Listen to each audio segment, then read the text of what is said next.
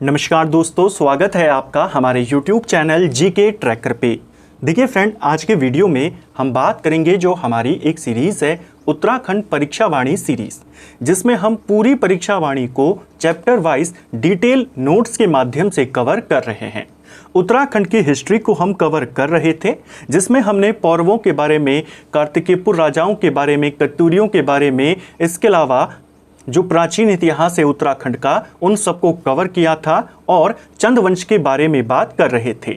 चंद वंश का एक वीडियो हमारा बना हुआ है, जिसमें हमने सोमचंद से लेकर के बालो कल्याण चंद तक की बात करी थी। कैसे चंद वंश स्थापित हुआ, कौन कौन से प्रमुख राजा हुए और कैसे राजधानी चंपावत से अल्मोड़ा में आई। बालो कल्याण चंद के बारे में लास्ट वीडियो में जाना। आज हम चंद वंश की दूसरी वीडियो को कवर करेंगे और इस वीडियो में सभी राजाओं को कंप्लीट कर जाएंगे। अगर आपने इससे पहले की क्लासेस को नहीं देखा है परीक्षावाणी की, तो आप उनको प्लेलिस्ट से देख सकते हैं। इसमें आपको पूरी परीक्षावाणी के फैक्ट तो मिलते ही हैं, बिल्कुल टू द पॉइंट नोट्स के माध्यम से मिलते हैं, बिल्कुल सिंपल और सरल भाषा में मिलते हैं। साथ में जो दूसरी महत्वपूर्ण किताबें हैं, उनके भी कंटेंट, उनके भी कॉन्सेप्ट आपको यहाँ पर मिलते हैं, जिससे आपका एक साथ कई किताबें कवर हो जाती हैं। तो चलिए आज की क्लास को शुरू करते हैं। शुरुआत करते हैं रुद्रचंद से। देखिए, रुद्रचंद की बात करें, ये 1568 से 97 तक शासन करता है। कुछ जगहों पर 1565 से दिया गया है, कुछ जगहों पर 1568 से दिया गया है। ठीक है, कब तक इसका शासन रहा? 1597 तक। अब इससे संबंधित क्या क्या महत्वपूर्ण बातें हैं, देखिए। सबसे पहली बात, रुद्रचंद के काल में हुसैन खान टुकड़िया ने तराई क्षेत्र पर अधिकार कर लिया था। हुसैन खान टुकड़िया एक मुगलों का ही एक सेनापति था, उन्हीं का एक अधीनस्थ ये व्यक्ति था, जिसने रुद्रचंद के काल में तराई क्षेत्र के ऊपर अधिकार किया था। शुरुआत में इसने जब यहाँ पर किया 1569 के आसपास तराई पर इसने कब्जा किया। बाद में 1575 में तराई भाबर पर इसने दूसरी बार आक्रमण किया। फिर से काफ़ी लूटपाट इसने यहाँ पे मचाई। ठीक है, अकबर ने जब ये बात अकबर को पता चली कि जो हुसैन खान टुकड़िया है काफ़ी यहाँ पर लूटपाट कर रहा है, इसे दिल्ली बुलाया गया और उसी क्रम में इसकी मृत्यु हो जाती है।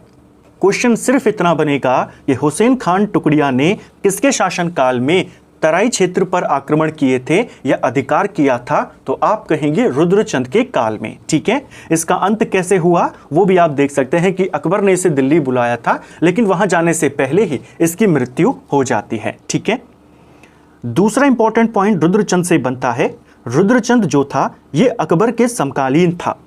अकबर जैसे ही हुसैन खान टुकड़िया की मृत्यु होती है, जो रुद्रचंद था वो तराई क्षेत्र पर अधिकार कर लेता है। जैसे ही अकबर तक ये बात जाती है कि रुद्रचंद ने तराई पर अपना अधिकार कर लिया है, रुद्रचंद को दिल्ली दरबार में उपस्थित होने का आदेश दिया जाता है।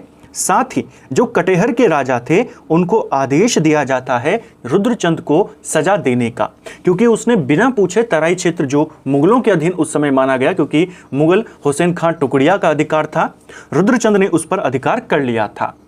तो अकबर के ये समकालीन था। अकबर के साथ क्या क्या घटनाक्रम घटा रुद्रचंद का, उसको हम क्रमवार जानेंगे। अकबर ने कटेहर के राजा को कहा, राजा का नाम उल्लेख नहीं है, लेकिन वहां के राजा को कहा कि आप इसके साथ युद्ध लड़ें और इसको सजा दें। सेना जब दोनों की आमने सामने आई, तो कटेहर के राजा की जो सेना थी वो बहुत ही ज्यादा विशाल थी कुमाऊं की सेना की तुलना में। रुद्रचंद ने सुझाव दिया कि युद्ध सेना नहीं, सेना के अधिकारियों के बीच हो, यानी सेना ना लड़े, दोनों सेना के जो प्रमुख हैं, इधर से रुद्रचंद लड़ लेगा, उधर से राजा लड़ ले, जो जीता उसी की सेना की जीत मान ली जाएगी। दूसरी तरफ जो सेनापति था उसने इस बात को स्वीकार कर लिया।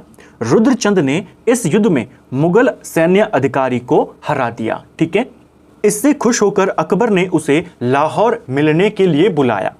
रुद्रचंद ने 1587 में अकबर की अधीनता को स्वीकार कर लिया। अभी तक जो चंद राजा थे वे स्वतंत्र राजा थे। ठीक है, भारती चंद के बाद से अब रुद्रचंद ने क्या किया, मुगलों की अधीनता को, अकबर की अधीनता को स्वीकार कर दिया और वापस से चंदों को एक टैक्स देने वाला राज्य बना दिया। ठीक है, अकबर से ये मुलाकात करता है लाहौर में 1588 में। वर्ष भी पूछा जाता है और लोकेशन भी पूछी जाती है। दोनों की मुलाकात 1588 में हुई, लाहौर में हुई। जब ये अकबर से मिला तो अकबर ने इसको फिर मुगलों की ओर से नागौर की लड़ाई में लड़ने के लिए भेजा। वहां पर भी रुद्रचंद ने काफी वीरता दिखाई, जिससे प्रसन्न होकर अकबर ने 84 माल परगना, यानी जो तराई का इलाका है जिसे नौलखिया परगना भी कहते थे, वो रुद्रचंद को दे दिया। यानी वहां का जमींदार रुद्रचंद को बना दिया। 84 माल परगना इसको इसलिए कहते थे क्योंकि 84 कोस में फैला हुआ था। 9 लाख परगना या 9 लखिया परगना कहते थे कि इस क्षेत्र से, तराई के इलाके से 9 लाख रुपए की आमदनी हर साल होती थी। ठीक है, तो इसके बाद रुद्रचंद को तराई का जमींदार बना दिया गया। रुद्रचंद वापस आता है, तराई का एक बंदोबस्त करवाता है पक्का उसकी सिक्योरिटी के लिए, और रुद्रपुर नामक शहर बसाता है।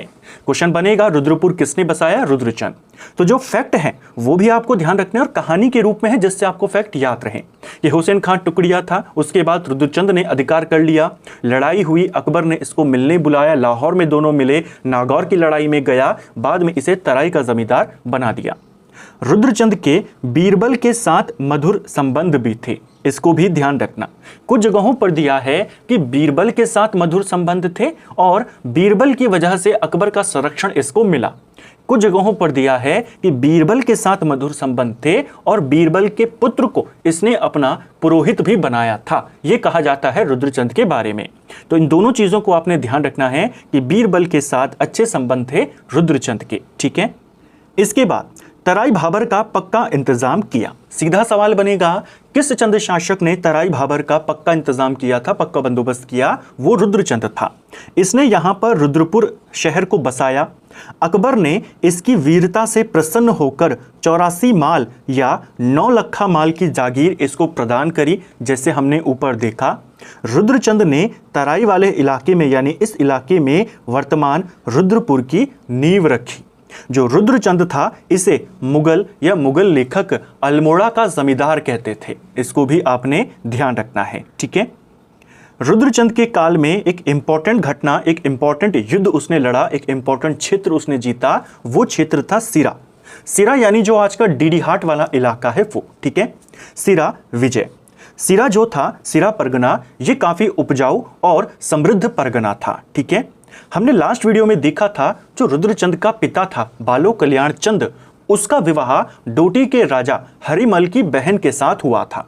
जो सिरा वाला इलाका था और जो सौर क्षेत्र था, जो मुख्य पिथौरागढ़ नगर था, ये दोनों डोटी के अधीन में थे, सिरा भी और सौर भी। ठीक है, जब वो विवाह हुआ, बालो कल्याण चंद ने सिरा राज्य दहेज में मांगा, लेकिन हरिमल के द्वारा उसे सौर क्षेत्र दिया गया, सिरा नहीं दिया गया।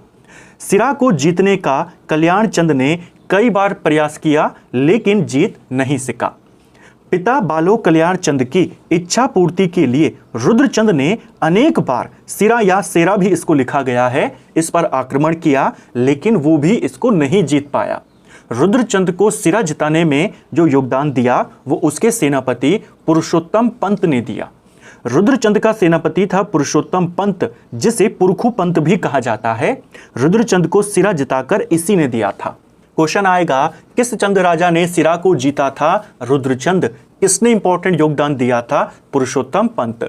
कई बार रुद्रचंद पराजित हुआ, अंततः पुरुषोत्तम पंत जो इसका सेनापति था, इसने सिरा राज्य को पूरी तरीके से घेर लिया, उनकी पूरी तरीके से सामान को आना जाना बंद कर दिया, जिससे अंततः सिरा हार गया। ठीक है, रुद्रचंद के सिरा से प्राप्त दस्तावेज से जानकारी मिलती है कि उसने मल्लों को, मल यानी कौन था यहाँ पर? डोटी के जो मल राजा थे हरिमल, उनको पराजित किया और सिरा मंडल में विधिवत भूमि प्रबंधन करवाया था, भूमि बंदोबस्त करवाया था। ठीक है, कमेंट बॉक्स में आप बताएंगे पहला चंद राजा कौन था जिसने भूमि बंदोबस्त करवाया था। ठीक है, लास्ट वीडियो में हमने जाना था। तो यह है सिरा वाला घटनाक्रम। सिरा किसने जीता, कैसे जीता, क्यों जीता, क्या महत्व था, कौन इसको जीतना चाहता था, किसने जिता कर दिया, वो सब एक कहानी के माध्यम से अब आपको हमेशा के लिए याद हो जाएगा। ठीक है, इसके बाद एक और इंपॉर्टेंट युद्ध लड़ता है रुद्रचंद। ये था बधानगढ़ का युद्ध, जिसे ग्वालदम का युद्ध कहते हैं। ठीक है, ये युद्ध 1581 में लड़ा गया था। कुछ जगहों पर दिया है कि यह युद्ध 1591 में लड़ा गया। आपने पहला रेफरेंस 81 को ही देना है, उसके बाद अगर 81 ना हो विकल्प में तो 91 को ध्यान रखना है। जो ग्वालदम का युद्ध था या बधानगढ़ का युद्ध था, ये 1581 में हुआ। यह युद्ध रुद्रचंद और बलभद्र शाह और सुकाल देव, यानी एक तरफ गढ़वाल के राजा बलभद्र शाह और सुकाल देव थे जो अंतिम कतूरी राजा माना जाता है, और एक तरफ था रुद्रचंद और इसका सेनापति पुरुषोत्तम पंत। ठीक है, इस युद्ध में पुरुषोत्तम पंत मारा गया था। तो रुद्रचंद का प्रसिद्ध सेनापति पुरुषोत्तम पंत किस युद्ध में मारा गया? बधानगढ़ का युद्ध, जिसे ग्वालदम का युद्ध भी कहते हैं। किस किस के बीच हुआ वो भी ध्यान रखेंगे। बदले में रुद्रचंद ने अंतिम कतूरी राजा सुकाल देव की हत्या कर दी थी। जो आखिरी कतूरी राजा, प्रमुख कतूरी राजा माना जाता है, वो सुकाल देव को माना जाता है। बैजनाथ घाटी में ये शासन कर रहा था और इसकी हत्या कर देता है रुद्रचंद। तो क्वेश्चन बनता है कि अंतिम कतूरी शासक सुकाल देव की हत्या किसने करी? रुद्रचंद ने। रुद्रचंद के सेनापति को किसने मारा? किस युद्ध में मारा गया? तो आप कहेंगे सुकाल देव का ही उसमें योगदान था, इसीलिए सुकाल देव को रुद्रचंद ने मारा। जो बधानगढ़ है, यहां पर कई बार आक्रमण हुए, कई बार यहां पर गढ़वाल और कुमाऊं की सेनाएं आपस में लड़ी। बधानगढ़ को उत्तराखंड का पानीपत कहा जाता है। ठीक है, उपनाम पूछ लेते हैं। जो रुद्रचंद था, इसके साम्राज्य का वर्णन विलियम फिंच, जो कि एक डच व्यापारी था, इसने किया है। ठीक है, बेसिकली मानशाह के काल में भी आया था। मानशाह रुद्रचंद दोनों समकालीन थे। इसने मानशाह के काल का भी वर्णन किया है कि वो सोने की थाली में खाता था, और इसने रुद्रचंद के साम्राज्य का भी वर्णन किया है। ठीक है, रुद्रचंद ने युवाओं को संस्कृत शिक्षा के लिए बनारस, कश्मीर इन जगहों पर भेजा था। किस चंद शासक ने युवाओं को शिक्षा के लिए, संस्कृत शिक्षा के लिए कश्मीर, बनारस इन जगहों पर भेजा? वो रुद्रचंद था। ठीक है, रुद्रचंद खुद भी किताबें लिखता था। रुद्रचंद ने 4 प्रमुख ग्रंथ लिखे हैं, जिसमें एक है त्रैवर्णिक धर्म निर्णय, जो कि एक धर्मशास्त्र था। हम पढ़ते हैं कि रुद्रचंद ने पूरे कुमाऊं में नए सिरे से सामाजिक व्यवस्था को स्थापित किया था। वो उसने इसी पुस्तक के आधार पर किया। तो त्रैवर्णिक धर्म निर्णय किसकी पुस्तक है? रुद्रचंद। उषा रुद्र गोदिया, यह किसकी पुस्तक है? रुद्रचंद की। ययाति चरितम एक संस्कृत नाटक है रुद्रचंद का, और शारा गघोग नाटिका ये भी किसका है? रुद्रचंद का। ठीक है, तो ये इसके प्रमुख ग्रंथ हैं। इसके अलावा एक और ग्रंथ उसी समय लिखा गया, जिसका नाम है सैनिक शास्त्र। ठीक है, यह पक्षी आखेट कला के ऊपर लिखी गई पुस्तक है। इस पुस्तक को रूपचंद ने लिखा। हालांकि रूपचंद के नाम से उसी समय का, उसी काल का कोई राजा उपलब्ध नहीं है, तो माना जाता है ये वो रूपचंद वही रुद्रचंद था। ठीक है, तो वैसे आपने इसको रूपचंद के नाम से याद रखना है इस पुस्तक का लेखक को, लेकिन अगर ना हो विकल्प में तो इसे रुद्रचंद से आप जोड़ सकते हैं। क्वेश्चन बनेगा, इनमें से कौन सी पुस्तक है जो पक्षी आखेट पर आधारित है? सैनिक शास्त्र किसने लिखी है? रूपचंद अथवा रुद्रचंद। ठीक है, इसके काल में सामान्य जनता के लिए पौड़ी 15 बिस्वा कहा जाता था। रुद्रचंद के काल में उसने नए सिरे से सामाजिक व्यवस्था की स्थापना करी थी। अलग अलग वर्ग अलग अलग कार्यों के लिए उसने बना दिए थे। अपनी एक पुस्तक उसने लिखी, त्रैवर्णिक धर्म निर्णय। इस पुस्तक के आधार पर ब्राह्मणों के गोत्र और उनके पारस्परिक संबंधों का उसने आकलन किया। अलग अलग वर्ग उसने यहाँ पर बनाए। ओले पड़ने पर थाली बजाकर जो सबको सतर्क करेगा, ओली ब्राह्मणों का वर्ग बना दिया। अनाज का 6वां भाग वसूल करके जो राजधानी में पहुंचाएंगे, कैनी दास, उनका कार्य निर्धारित कर दिया। घरों में काम करने के लिए छयोड़े छयोड़ियों को रखवाया। ये सब रुद्रचंद ने किया, यानी हर किसी का कोई कार्य निश्चित कर दिया। जो बाकी की जनता बची उनको कहा गया पौड़ी 15 बिस्वा। तो क्वेश्चन बनता है, किसके काल में सामान्य जनता को पौड़ी 15 बिस्वा कहा गया? रुद्रचंद के काल में। ठीक है, इसके अलावा शेष जनता को इसने क्या कहा? पौड़ी 15 बिस्वा, जैसा हमने देखा। अल्मोड़ा में इसने अपने लिए मल्ला महल का निर्माण करवाया था। अल्मोड़ा का मल्ला महल किसने बनाया है? तो आप कहेंगे रुद्रचंद ने बनाया है। ठीक है, बाद में 1593 में रुद्रचंद ने इस महल में रामशिला मंदिर का निर्माण भी किया था। तो क्वेश्चन बनेगा, रामशिला मंदिर कहाँ है? अल्मोड़ा के मल्ला महल में। इस दोनों का निर्माण रुद्रचंद ने किया था। पहले मल्ला महल बनाया, बाद में उसी जगह पर रामशिला मंदिर भी बनाया, उसी महल के भीतर। ठीक है, इसे कुर्मांचल का हर्ष शिलादित्य नाम से भी जाना जाता है। जो रुद्रचंद है इसे हर्ष शिलादित्य, शिलादित्य किसको कहा जाता था? हर्षवर्धन को कहा जाता था। ठीक है, हर्षवर्धन जो था वो एक प्रसिद्ध संस्कृत प्रेमी था, इसके अलावा तलवार चलाने में माहिर था। इसी वजह से रुद्रचंद को कुमाऊं का हर्ष कहा जाता है। ये वाले पॉइंट को भी ध्यान रखेंगे। रुद्रचंद के जो पुत्र थे, इसके दो प्रमुख पुत्र थे, एक था शक्ति गुसाई और एक था लक्ष्मी चंद। शक्ति गुसाई को कुमाऊं का धृतराष्ट्र कहा जाता है। ठीक है, जो शक्ति गुसाई था इसका बड़ा बेटा था। ठीक है, लेकिन यह जन्म से ही अंधा था, इसीलिए इसे कुमाऊं का धृतराष्ट्र कहते हैं। और इसीलिए बड़ा बेटा होने के बावजूद शक्ति गुसाई राजा नहीं बना, रुद्रचंद के बाद लक्ष्मी चंद राजा बना था। ठीक है, लक्ष्मी चंद जब राजा बना उसके काल में प्रशासनिक व्यवस्था की जो नीतियां बनती थी कि प्रशासन कैसा चलेगा, कौन कौन से अधिकारी होंगे, भूमि बंदोबस्त करवाना, नए नए कर लगवाना, ये सारे काम कौन करता था? प्रशासनिक रूप से काफ़ी मजबूत था शक्ति गुसाई। ठीक है, तो लक्ष्मी चंद के काल में प्रशासनिक व्यवस्था की नीतियां कौन बनाता था? कुमाऊं का धृतराष्ट्र शक्ति गुसाई। अब हम लक्ष्मी चंद के बारे में बात करेंगे। रुद्रचंद को हमने देखा, इससे जो क्वेश्चन बन सकते हैं उनको करने का प्रयास किया। अब आते हैं लक्ष्मी चंद के बारे में।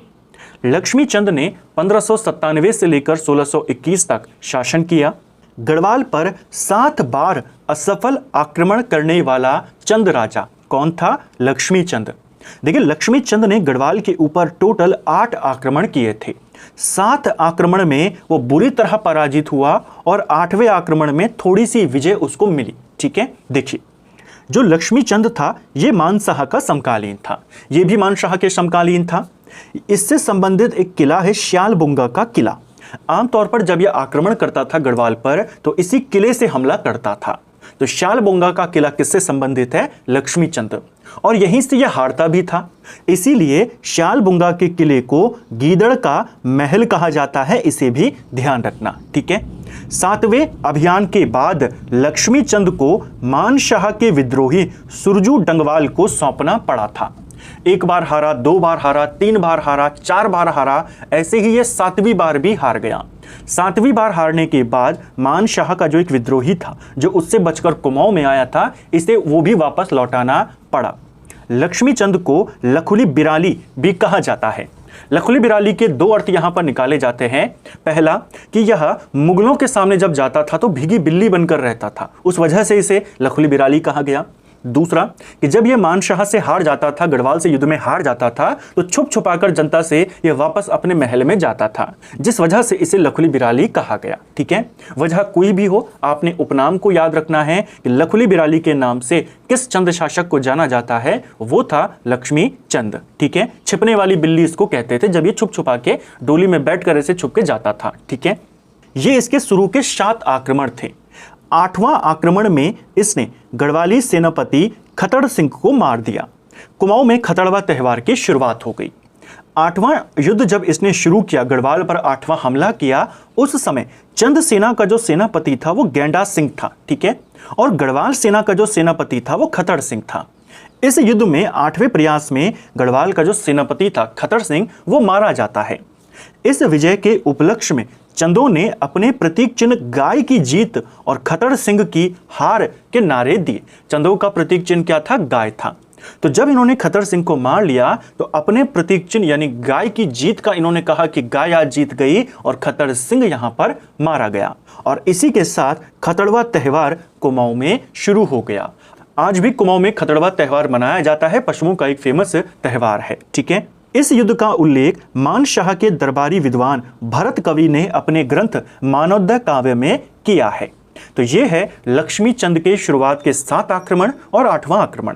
जिस हिसाब से क्वेश्चन बनते हैं तो बन सकता है कि 8वें प्रयास में गढ़वाल का सेनापति कौन था, कुमाऊं का कौन था, खतड़वा त्यौहार की शुरुआत किसके काल में हुई। हालांकि इस पर विवाद है, कुछ कहते हैं कि यह त्यौहार पहले से मनाया जाता था, कुछ कहते हैं लक्ष्मी चंद के काल से शुरू हुआ। आपने सेकंड वाली जो बात है कि लक्ष्मी चंद के काल में शुरू हुआ उसे ध्यान रखना है। इसके अलावा लक्ष्मी चंद के काल में नेवावली और बिष्टावली नामक कचहरियों का निर्माण हुआ था। क्वेश्चन आएगा नेवावली बिष्टावली क्या थी? तो ये एक प्रकार की कचहरियां थी जो लक्ष्मी चंद के काल में बनी।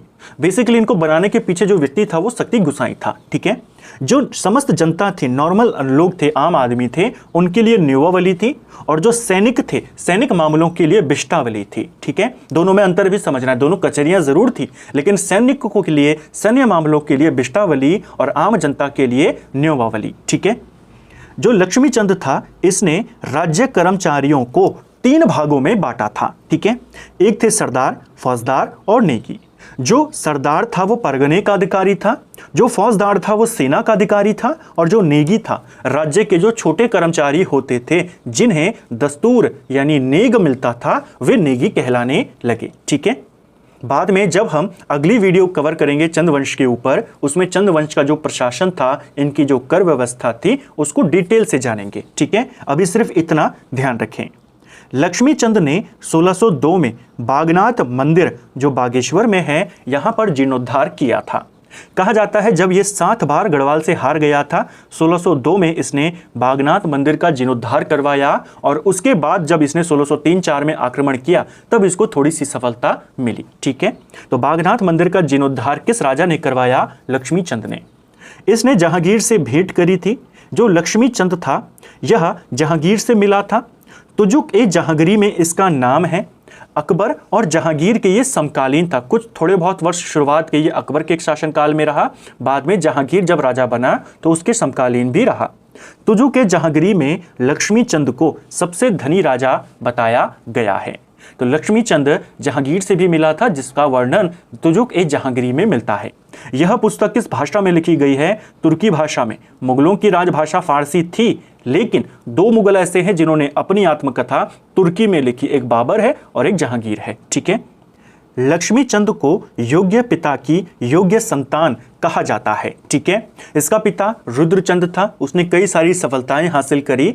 लक्ष्मीचंद भी हारा जरूर गढ़वाल से कई बार, लेकिन उसके बावजूद यह एक योग्य शासक के रूप में जाना जाता है। इसे एक निर्माता भी माना जाता है। इसने कई सारे बाग बगीचे लगवाए, जैसे नरसिंहबाड़ी, पांडुखोला, कबीना बाग और लक्ष्मेश्वर बाग। इन सभी बागों का निर्माण किसने करवाया? लक्ष्मीचंद ने। लक्ष्मीचंद ने राजधानी में बंदोबस्त कार्यालय की स्थापना भी करी थी। जैसा हमने देखा कि इसका जो बड़ा भाई था शक्ति गुसाई, वो लगातार अलग अलग प्रकार के कर लगाता था, बंदोबस्त करता था, पूरा मैनेज वही करता था। इसके काल के बारे में कहा जाता है कि इसने इतने ज़्यादा टैक्स लगाने शुरू कर दिए थे कि लोग अपने घरों की छतों पर सब्जियां उगाने लगे थे। हालांकि यही बात बाद में गोरखाओं के बारे में भी कही जाती है। ठीक है, इसने दारमा घाटी में व्यवस्था करी, यानी भू व्यवस्था करी। शौकों के अधिकार एवं कर्तव्यों को निर्धारित किया, यानी जो वहाँ की शौका जनजाति थी उनके अधिकारों को, उनके क्या कर्तव्य हैं उनको इसने निश्चित किया। तिब्बत की सीमा पर इसने सीमा सूचक पत्थर, जिनको ओड़ो कहते हैं, वो लगवाए। क्वेश्चन बन सकता है ओड़ो क्या कहते हैं? ओड़ो सीमा सूचक पत्थर होते हैं जो आमतौर पर गांव क्षेत्रों में खेतों की बाउंड्री पर लगे रहते हैं, बाउंड्री विभाजन के रूप में। ठीक है, लक्ष्मीचंद के 4 पुत्र थे, 4 प्रमुख पुत्र थे। एक था दिलीप चंद, एक था त्रिमल चंद, एक था नारायण चंद और एक था नीला गोसाई। चारों को लेकर सवाल बनते हैं। देखिए, लक्ष्मीचंद के बाद जो उसका बड़ा पुत्र था दिलीप चंद, वो गद्दी पर बैठा। दिलीप चंद ने 1621 से 1624 तक शासन किया। यह क्षय रोग से मर गया था, टीबी से। किस चंद राजा की मृत्यु हुई? वो दिलीप चंद था, जो कि लक्ष्मीचंद का बेटा था। केवल 3 साल ये शासन कर पाया। ये एक अत्याचारी राजा के रूप में जाना जाता है। 1624 में यह क्षय रोग से मर गया था। ठीक है, इसके जो प्रमुख सलाहकार थे उसमें शकराम कार्की था, पीरू गुसाई था और विनायक भट्ट था। ठीक है, दिलीप चंद के बाद दिलीप चंद के और भाई भी थे, जिसमें त्रिमल चंद, नारायण चंद, नीला गोसाई, ये तीनों शामिल थे।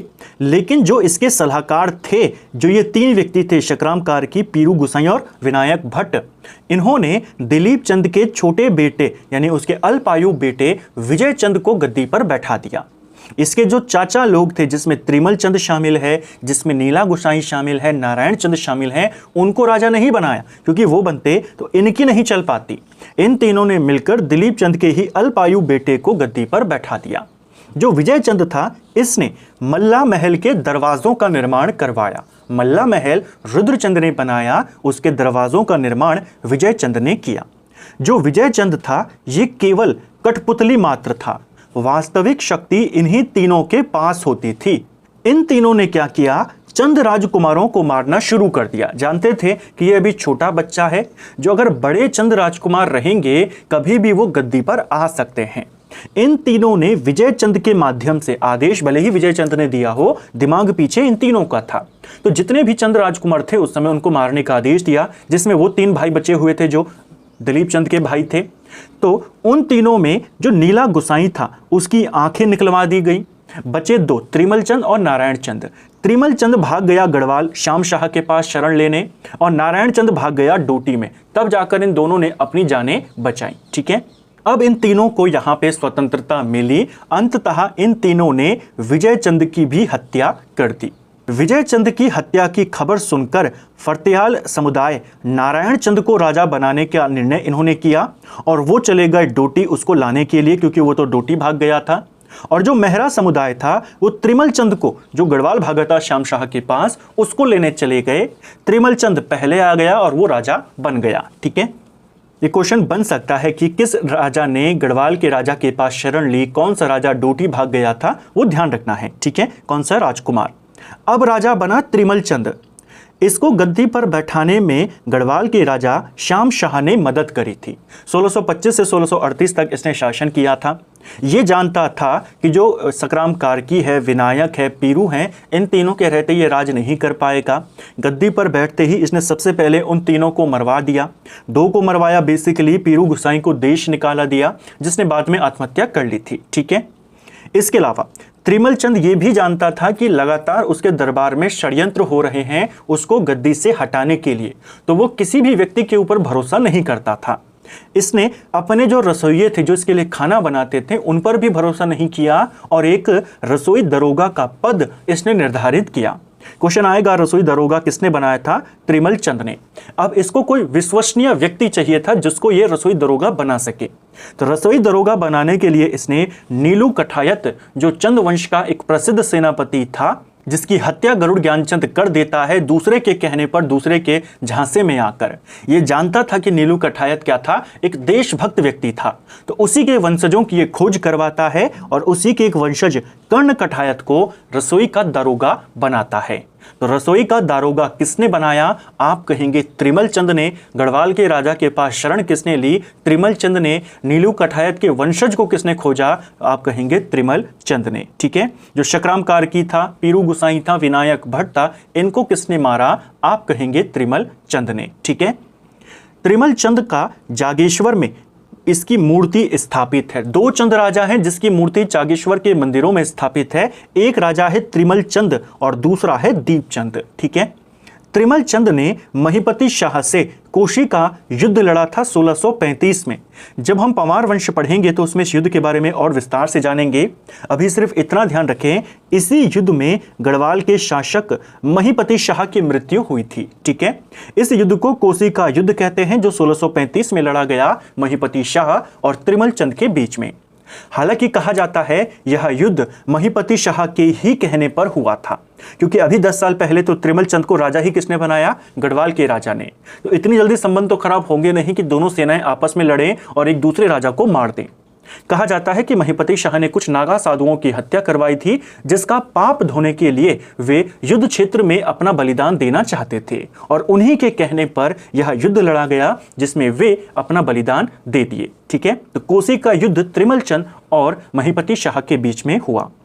जो त्रिमल चंद था, इसने नीला गुसाई, जिसकी आंखें निकलवा दी गई थी, उसके बेटे बाज, या जिसे बाजा भी कहा गया है, को अपना उत्तराधिकारी इसने बनाया। त्रिमल चंद ने अपना उत्तराधिकारी किसे बनाया? बाज या बाजा को बनाया, जो नीला गुसाई का बेटा था। ठीक है, अब शासन शुरू होगा बाज बहादुर चंद का। इसने 1638 से 1678 तक शासन किया। यह नीला गुसाई का पुत्र था। त्रिमल चंद ने इसकी खोज करवाई थी। किसने? बाज बहादुर चंद की। शुरुआत में इसका नाम बाज या बाजा था, बाद में शाहजहां ने इसे बहादुर की उपाधि दी थी। ठीक है, इसने अपने दरबार को मुगल दरबार की तरह करने का प्रयास किया था। मुगलों से काफी ज्यादा प्रभावित था बाज बहादुर चंद। ये शाहजहां के समकालीन भी था और ये औरंगजेब के समकालीन भी था। इसने अपने दरबार को मुगल दरबार की तरह करने का प्रयास किया। कुमाऊं में जजिया कर इसने लगाया, कुमाऊं में नमक कर इसने लगाया। बेसिकली दिल्ली दरबार को खुश करने के लिए प्रति परिवार 1 रुपये लिया इसने, जो कि जजिया या पोल कर के समान था। ठीक है, तो किस राजा ने, किस चंद राजा ने कुमाऊं में जजिया लगाया? आप कहेंगे बाज बहादुर चंद। ठीक है, किसने कुमाऊं में नमक कर लगाया? आप कहेंगे बाज बहादुर चंद। किसने अपने दरबार को मुगलों की तरह करने का प्रयास किया? बाज बहादुर चंद। तराई पुनः प्राप्ति के लिए यह शाहजहां से मिलने गया था, वहीं से इसे तराई का जमींदार नियुक्त किया गया और बहादुर की उपाधि दी गई। ठीक है, इसने वापस आकर तराई का प्रबंधन किया और रुद्रपुर के बाद तराई क्षेत्र में बाजपुर की स्थापना इसने करी। रुद्रपुर रुद्रचंद ने बसाया, बाजपुर बाज बहादुर चंद ने बसाया। ठीक है, जो बाज बहादुर चंद था ये 1654 में शाहजहां के दरबार में और 1662 में औरंगजेब के दरबार में गया था। 2 बार ये मुगलों से मिला, 1654 में शाहजहां के पास गया और 1662 में औरंगजेब के पास गया। इसने सुलेमान शिकोह को शरण देने से मना किया था। जब सुलेमान शिकोह दिल्ली से भागकर गढ़वाल में आया, उससे पहले वो कुमाऊं में गया था। कुमाऊं में उस समय बाज बहादुर चंद था, जो किसी भी हालात में मुगलों से अपने संबंध खराब नहीं करना चाहता था। सुलेमान शिकोह का उसने काफ़ी सम्मान किया और फिर उसे गढ़वाल की तरफ भेज दिया। ठीक है, हालांकि कहा जाता है कि इसके ऊपर भी औरंगजेब को डाउट हुआ कि इसने भी कुछ समय के लिए शरण दी, तो बाद में अपने आप को निर्दोष साबित करने के लिए इसने अपने दूत पर्वत सिंह गुसाई और विश्वरूप पांडे को दिल्ली दरबार में भेजा था सफाई देने के लिए। हालांकि इतना डीप में नहीं जाएगा, इसने शरण नहीं दी और फिर उसे किसने शरण दी? गढ़वाल के राजा पृथ्वीपति शाह ने। ठीक है, बधानगढ़ से नंदा देवी की मूर्ति लाया अल्मोड़ा के मल्ला महल में। बधानगढ़ पर इसने आक्रमण किया, वहां से नंदा देवी की प्रतिमा ये अल्मोड़ा में लेकर आया। अल्मोड़ा के मल्ला महल में इसने मूर्ति को स्थापित किया। बाद में जो ज्ञानचंद द्वितीय आएगा वो भी बधानगढ़ से मूर्ति लेकर आता है, वो स्वर्ण प्रतिमा लेकर आया था। ठीक है, इसने हुणों को पराजित किया था। जो बाज बहादुर चंद था, इसने हुणों को यानी तिब्बतियों को, तिब्बत देश को क्या कहा जाता था उस समय? हूण देश कहते थे। तो तिब्बतियों को, हुणों को इसने पराजित किया और उनके किले ताकल खाल किले को जीत लिया था। साथ में हुणों के ऊपर, तिब्बतियों के ऊपर इसने सिरती कर भी लगाया था। ठीक है, मानसरोवर यात्रियों के लिए गूंठ भूमि इसने दान देने की शुरुआत करी थी। तो मानसरोवर यात्रियों के लिए गूंठ भूमि किसने दान देनी शुरू करी? वो था बाज बहादुर चंद। ऐसी भूमि जिसे मंदिरों की देखभाल के लिए पुजारियों को दिया जाता, यानी उस भूमि से जो भी कमाई होगी उसका इस्तेमाल मंदिर के रख रखाव के लिए होगा, उसे गूंठ भूमि कहते थे। ठीक है, 1673 में इसने मानसरोवर के जो तीर्थ यात्री हैं उनके लिए गूंठ भूमि दान करी थी, ताकि उनकी रहने की व्यवस्था, खाने की व्यवस्था, उनकी यात्रा की व्यवस्था हो सके। ठीक है, बाज बहादुर चंद ने कतूरी राजाओं के गढ़ मनीला गढ़ पर आक्रमण किया था। देखिए, जब इसने बंधाड़ पर आक्रमण किया, नंदा देवी की जो प्रतिमा थी यहां से ये लेकर गया, उस दौरान जो कतूरी थे उस समय के पाली पचाऊ क्षेत्र के जो कतूरी थे, हालांकि देखिए प्रमुख जो कतूरी राजा था, शक्तिशाली अंतिम राजा कौन था? वो तो ब्रह्मदेव था। जो प्रमुख राजा भी रहा उसके बाद वो सुकाल देव था। उसके बाद भी थोड़े बहुत कतूरी छोटे छोटे एरिया में शासन करते थे। तो जब इसने गढ़वाल पर आक्रमण किया था तो कतूरियों ने गढ़वाल की तरफ से युद्ध लड़ा, गढ़वाली सेना की उन्होंने मदद करी। इससे नाराज होकर जो बाज बहादुर चंद था उसने कतूरियों के गढ़ मनीला गढ़ पर आक्रमण कर दिया। जब मनीला गढ़ पर इन्होंने आक्रमण किया तो रुष्ट होकर बाज बहादुर ने कतूरियों के गढ़ सल्ट के मनीला गढ़ पर आक्रमण कर दिया और सल्ट को चंद राज्य में मिला दिया। हमने देखा कि गढ़वाल कुमाऊं संघर्ष के दौरान पाली पछाऊ के कतूरी राजाओं ने बाज बहादुर के विरुद्ध गढ़वाली सेना की मदद करी, जिसका बदला लेने के लिए उसने मनीला गढ़ पर आक्रमण किया। जो ये कतूरी थे इन्होंने भागकर गढ़वाल के पूर्वी भागों पर लूटपाट मचानी शुरू कर दी और फिर इन कतूरियों को खदेड़ने के लिए तीलू रौतेली ने कतूरियों से युद्ध लड़ा। अब एंट्री होती है तीलू रौतेली की, इसीलिए सवाल आता है तीलू रौतेली किसके समकालीन थी? तो आप कहेंगे बाज बहादुर चंद। मनीलागढ़ पर उसने आक्रमण किया था, जहां से फिर जो कतूरी थे वो गढ़वाल की सीमा में लूटपाट करने शुरू कर दिए थे। अभी हम तीलू रौतेली के बारे में भी डिटेल से जानेंगे। बागेश्वर में पिंगलनाथ मंदिर, भीमताल में भीमेश्वर मंदिर का निर्माण बाज बहादुर ने ही करवाया था। बाज बहादुर ने पिथौरागढ़ के थल में एलोरा के कैलाश मंदिर जैसा एक हथिया देवाल का निर्माण कराया था।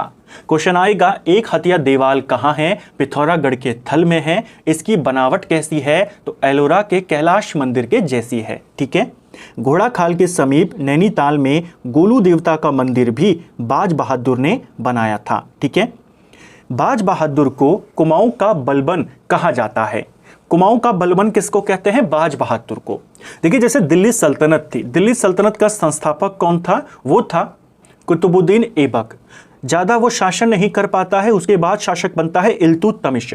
इल्तुतमिश शक्ति को अपनी मजबूत करता है, शासन अच्छे से स्थापित करता है, लेकिन उसके मरने के बाद धीरे धीरे जो गुलाम वंश था उसका पतन होना शुरू होता है। राजा आते थे, छोटे समय के लिए शासन करते थे, फिर खत्म हो जाते थे। रज़िया सुल्तान शासक बनी, आराम शाह बना, बहराम शाह बना, तो ऐसा होता था।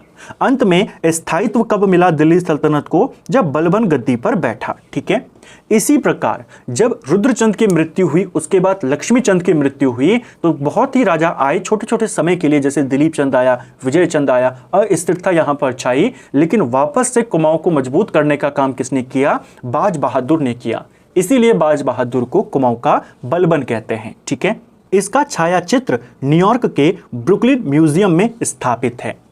बाज बहादुर चंद को एकमात्र चंद राजा माना जाता है जिसका चित्र अभी भी उपलब्ध है। इसका यह चित्र न्यूयॉर्क के ब्रुकलिन म्यूजियम में स्थापित है। ठीक है, इसी बाज बहादुर के काल में 1639 में काशीपुर की स्थापना होती है। एक चंद अधिकारी जो था, काशीनाथ अधिकारी, ये इसकी स्थापना करता है। ठीक है, जो बाज बहादुर चंद है इसे बूढ़ा अत्याचारी शासक कहा जाता है। जो बाज बहादुर चंद था बेसिकली ये धार्मिक विचारों वाला शासक था। हमने देखा भी कि इसने तिब्बतियों को पराजित किया, क्योंकि वो मानसरोवर यात्रियों जब जाते थे उनको काफ़ी परेशान करते थे। मानसरोवर यात्रियों की सुविधा के लिए इसने गूढ़ भूमि भी प्रदान करी। गढ़वाल से नंदा देवी की प्रतिमा भी ये लेकर आया था, मल्ला महल में स्थापित किया। तो ये काफ़ी धार्मिक विचारों वाला शासक था, लेकिन अंतिम समय में इसकी बुद्धि भ्रष्ट हो जाती है और एक अत्याचारी शासक के रूप में ये शासन करता है। इसीलिए इसे बूढ़ा अत्याचारी शासक कहा गया है। सवाल आता है, किस चंद शासक को बूढ़ा अत्याचारी शासक कहते हैं? बाज बहादुर चंद। इस शासक के दो प्रमुख बेटे थे, एक का नाम था उद्योग चंद, एक का नाम था पहाड़ गुसाई। राजा बनेगा अब उद्योग चंद। अब उसके बारे में बात करेंगे। पहले तीलू रौतेली के बारे में यहाँ पे जानते हैं। तीलू रौतेली का जन्म 8 अगस्त 1661 में होता है। इनके पिता का नाम भूप सिंह गोरला था। चांदकोट गढ़ और गुजरूगढ़ इनके अधीनस्थ किले थे। बेसिकली जो भूप सिंह गोरला थे ये पवारों के राज्य में एक सभासद के तौर पर थे, यानी उनके राज दरबारी थे। इनके अधिकार में कुछ गढ़ थे, जिसमें चांदकोट गढ़ था, गुजरूगढ़ था, वो इन्हीं के अधिकार क्षेत्र में थे। कत्यूरियों ने जब लूटपाट मचानी शुरू कर दी गढ़वाल की सीमा पर, तो कत्यूरियों से संघर्ष करना इन्होंने शुरू किया और इनके बाद इनकी पुत्री ने आगे कंटिन्यू किया। ठीक है, कत्यूरियों से संघर्ष में तीलू के जो पिता थे भूप सिंह गोरला और उनके जो भाई थे, दो भाई भगतू और पतुआ, भगतू यानी भगत सिंह और फतेह सिंह, ये दोनों शहीद हो जाते हैं कत्यूरियों से लड़ते हुए, पिता भी और दोनों भाई भी। उसके बाद भी तीलू रौतेली थी, वे लड़ती रहती और गढ़वाल की एक प्रसिद्ध वीरांगना के रूप में जानी जाती हैं। भूप सिंह और उनके पुत्र सरायखेत के युद्ध में शहीद हुए थे, जबकि तीलू रौतेली की जो सहेलियां थी बेला और देवकी, ये दोनों देघाट के युद्ध में शहीद हो गई थी। ठीक है, तीलू ने कालिका खाल, बीरों खाल, देघाट, तामाचौन, टाकोली खाल के युद्धों में कत्यूरियों को बुरी तरह से हराया था। इन्होंने कई सारे युद्ध लड़े और कत्यूरियों को हर बार पराजित किया। पूर्वी नयार नदी में नहाते हुए रामू रजवार नाम का एक कत्यूरी सैनिक था। इसने तीलू रौतेली की हत्या धोखे से कर दी थी। क्वेश्चन आता है, तीलू रौतेली की हत्या किस नदी के तट पर किस सैनिक ने करी? आप कहेंगे रामू रजवार, पूर्वी नयार नदी के तट पर। ठीक है, पौड़ी के बीरो खाल में तीलू रौतेली का स्मारक स्थापित किया गया है। तीलू रौतेली को गढ़वाल की झांसी की रानी कहा जाता है। इंपॉर्टेंट पॉइंट है, पूछे जा सकते हैं। वापस आते हैं हमारे अगले चंद राजा उद्योग चंद के बारे में। यह 1678 से 1698 तक शासन करता है। इसने गद्दी पर बैठते ही बधानगढ़ पर आक्रमण किया। लगभग सभी चंद राजा बनते ही सीधा बधानगढ़ को लूटने आ जाते थे। इसने बधानगढ़ पर आक्रमण किया। इस युद्ध में, इस आक्रमण के दौरान इसका एक प्रसिद्ध सेनापति था मैसी साहू, यह मारा गया था। ठीक है, तो मैसी साहू किसका सेनापति था? इसका। 1679 तक उद्योग चंद ने बधानगढ़, लोहाबगढ़, चांदपुरगढ़ इन सबको जीत लिया था। ठीक है, 1680 में गढ़वाली शासक ने डोटी राज्य से संधि की और दोनों ने उद्योग चंद के खिलाफ पश्चिम और पूर्व से मोर्चा खोल दिया। जो गढ़वाल के शासक थे, कुछ जगहों पर दिया है मेदिनी शाह थे, हालांकि मेदिनी शाह कभी राजा बना ही नहीं, तो फतेहपति शाही उस समय राजा थे। ठीक है, उद्योग चंद ने जब गढ़वाल पर लगातार वो आक्रमण करता और इन इलाकों को यहाँ पे वो जीत चुका था। 1680 में गढ़वाल के राजा ने डोटी के साथ संधि कर ली। संधि ऐसी थी कि इधर से गढ़वाली सेना आक्रमण करेगी, इधर से डोटी आक्रमण करेगा। हालांकि दोनों को उद्योग चंद ने पराजित कर दिया। ठीक है, डोटी के राजा देवपाल से खैरागढ़ी की संधि, ये क्वेश्चन इंपॉर्टेंट है, पेपर में आ जाता है। डोटी के राजा उस समय थे देवपाल, इनके साथ एक संधि करता है उद्योग चंद, जिसे कहते हैं खैरागढ़ी की संधि, जो 1688 में हुई। सवाल आएगा खैरागढ़ी की संधि कब हुई, 1688, किस किस के बीच हुई? उद्योग चंद और राजा देवपाल। ठीक है, देखिए हुआ क्या। 1680 में अपनी विजय की खुशी में उद्योग चंद प्रयागराज तीर्थ यात्रा पर चला गया। 1680 में उसने दोनों को हरा दिया था, गढ़वाल को भी और उधर से डोटी को भी। तो इसी खुशी में वो तीर्थ यात्रा पर निकल गया। इसी बीच डोटी के राजा देवपाल ने काली कुमाऊं यानी जो चंपावत वाला इलाका है उस पर आक्रमण कर दिया। काफी लूटपाट उसने करी। जब वापस आया उद्योग चंद, उसने देवपाल के ऊपर यानी डोटी के ऊपर आक्रमण कर दिया। देवपाल की युद्ध में हार हो जाती है और जो इसका एक किला था, अजमेरगढ़ का किला, जो डोटी की ग्रीष्मकालीन राजधानी थी, इस पर अधिकार कर लेता है कौन? उद्योग चंद। ठीक है, डोटी की ग्रीष्मकालीन राजधानी अजमेरगढ़ थी और डोटी की शीतकालीन राजधानी जुराइल दीपाइल थी। क्वेश्चन बन सकते हैं। तो 1680 में ये प्रयागराज गया था। इसी बीच देवपाल ने फायदा उठाया, लूटपाट यहां पर मचाई। जब उद्योग चंद वापस आया, डोटी पर हमला किया। डोटी पर हमला करने वाला भारती चंद के बाद दूसरा शासक कौन था? वो उद्योग चंद था। ठीक है, 1683 से 85 में इसने डोटी के शासक को हराकर अजमेर किले को जीत लिया। 1688 में इसने खैरागढ़ को भी जीत लिया। जब इसने खैरागढ़ को जीत लिया, 1688 में दोनों के बीच एक संधि होती है कि जो डोटी का राजा है देवपाल, वो टैक्स देगा कुमाऊं के राजा उद्योग चंद को। तो खैरागढ़ी की संधि 1688 में होती है इन दोनों के बीच में। हालांकि 1696 में डोटी का राजा इस संधि का उल्लंघन कर देता है, टैक्स देना बंद कर देता है, जिसके खिलाफ दोबारा से युद्ध करता है उद्योग चंद। लेकिन अब की बार उद्योग चंद की सेना हार जाती है और इसका एक और सेनापति शिरोमणि जोशी मारा जाता है। ठीक है, भारती चंद के बाद उद्योग चंद दूसरा राजा था जिसने डोटी पर हमला किया था।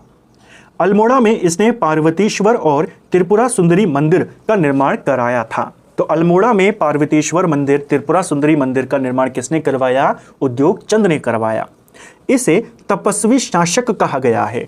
जो उद्योग चंद था, ये विद्वानों को संरक्षण देता था, शिक्षा का प्रेमी था। कई सारे मंदिरों का जीर्णोद्धार इसने करवाया, उनका निर्माण इसने करवाया।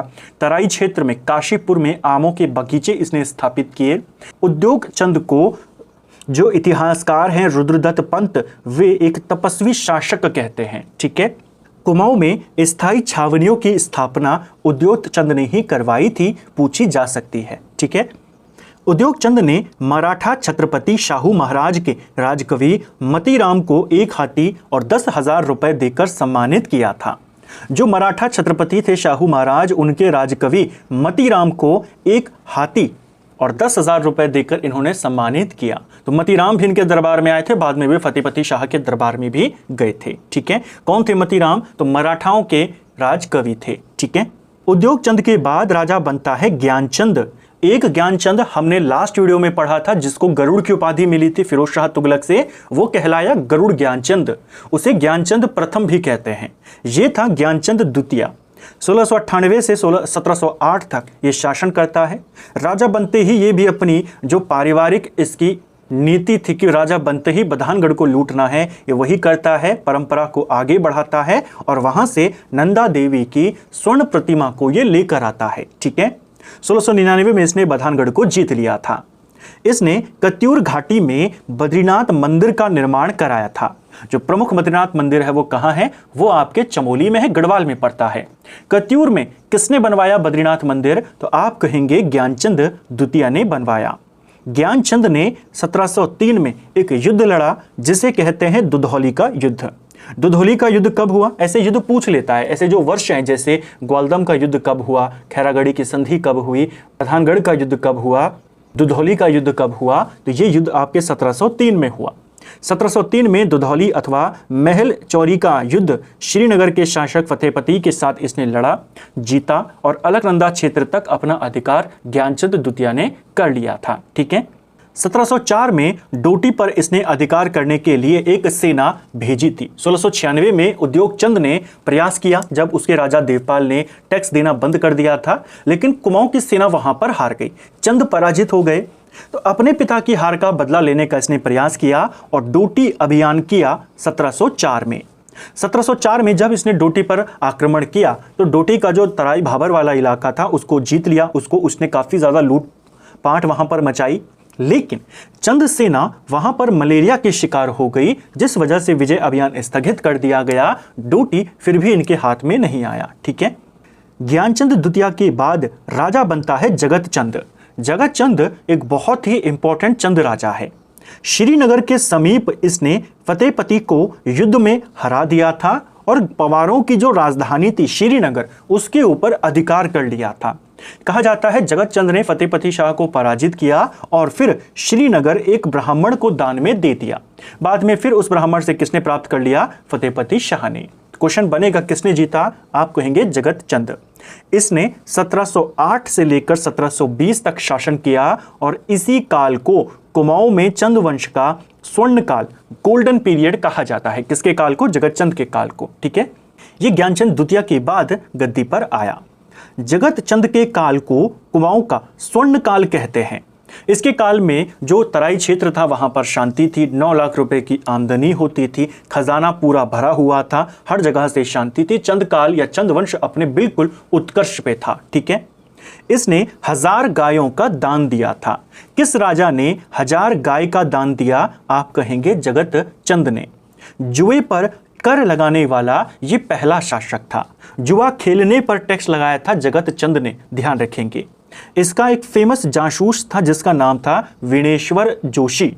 जब इसने बधानगढ़ को जीता, बधानगढ़ पर आक्रमण किए इसने, तो उस समय विनेश्वर जोशी ने बतौर जासूस एक बहुत ही इंपॉर्टेंट योगदान अपना निभाया था। ठीक है। ये किसका जासूस था? जगत चंद का। जगत चंद की मृत्यु चेचक से हो जाती है। चेचक से मरने वाला राजा कौन था? जगत चंद। टीबी से कौन मरा था? क्षय रोग से कौन मरा था? तो दिलीप चंद। ठीक है। जगत चंद के बाद गद्दी पर आता है देवी चंद। अब देखिए, जिसके काल को कुमाऊं का स्वर्ण काल कहते हैं, उसी के बेटे को कुमाऊं का तुगलक कहते हैं। देवी चंद के काल से चंद वंश की अवनति काल शुरू होता है, यानी जिसके काल में चंद वंश अपने चरम उत्कर्ष पे था, उसी के बेटे के काल में चंद वंश जो था वो अपने ढलान पर आ गया। चंद वंश का अवनति काल कब से शुरू होता है? अगर आपसे ये पूछेगा, देवी चंद के काल से। ठीक है। देवी चंद को कुमाऊं का मोहम्मद बिन तुगलक कहा जाता है। ठीक है। जो देवी चंद था, इसने कई सारे विचित्र निर्णय लिए थे, जिस वजह से इसको इतिहासकारों ने कुमाऊं का मोहम्मद बिन तुगलक कहा।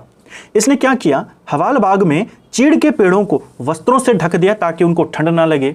इसके अलावा इसने श्रीनगर को जीतने का प्रयास किया था, गढ़वाल में पवारों की राजधानी को।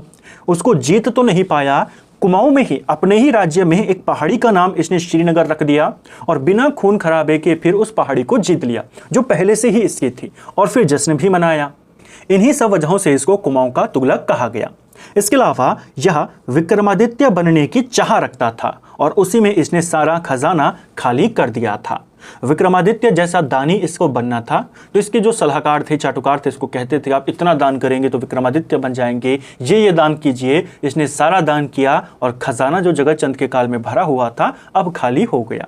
तो कुमाऊं का तुगलक या कुमाऊं में विक्रमादित्य बनने की इच्छा कौन रखता था? वो था देवी चंद। ठीक है। इसके अलावा इसने एक और विचित्र निर्णय लिया। अपनी सेना का प्रमुख इसने एक अफगान सेनापति था दाऊद खान, उसको बना दिया।